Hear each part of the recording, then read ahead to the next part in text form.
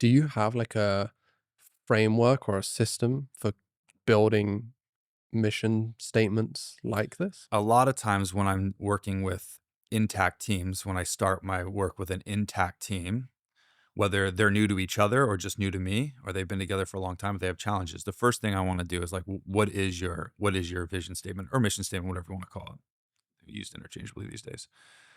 And a lot of teams don't have one, so we're going to start working on it. Other teams do. When they say, "Oh, we've already got that," I challenge them on it, and I say, "Okay, like tell me what it is. Like tell me how you came up with it." And most of the times, like it was just usually told to them by somebody higher up. Mm. Which case, like I suggest to them, they usually take my suggestion that we should redo it. And the framework for it, to answer your question, is like here's what we want to do. The vision that we want for the team is the why. Why does this team exist? Like why? All right. That's the first thing that we need to understand. We need to build that vision statement on that. But the most important part about it is that everyone's fingerprints on this thing. So if it's a team of like, let's call it 10 people, it's an intact team of 10. I want to make sure that all 10 people had a say in it. Now, you're not going to get 10 people to perfectly agree on that perfect couple sentence vision, the why of the team. But at least there was conversation, there was concession, there was challenges, there was input, because at the end of it, even if it's not exactly how you would have written it, you had a say in it. You've got your fingerprints on that thing.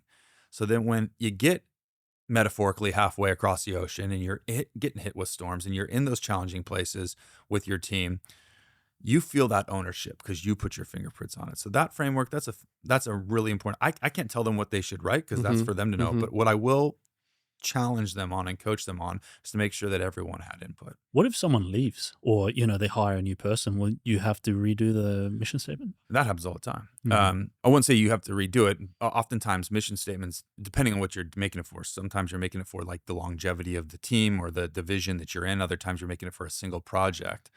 But I'd say like most of the time, the vision statement stays. The priorities below it, which is the how, those change often, but the why usually sticks. But going back to the right people, this is a great way to ensure the right people. So instead of saying like, oh, we've got a new person on the team, maybe we should revisit the why. No, it's the other way around. You bring this new person in, or maybe you've got 3 people and you're trying to figure out which is the right person. You read them that vision statement. This is who we are. This is where we're going. How does it sound to you? And let's hear the responses.